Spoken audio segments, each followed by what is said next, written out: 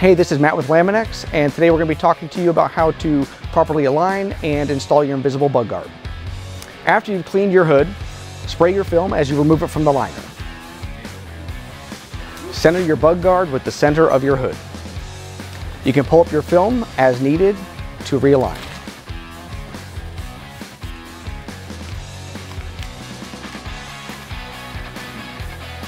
Squeegee down the center of your bug guard.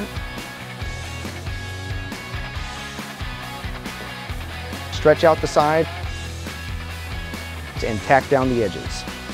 If the film seems small, that's because it's designed to be stretched.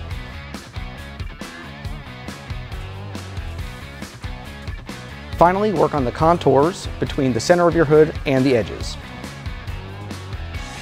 Once installed, let the film dry and set for 15 minutes.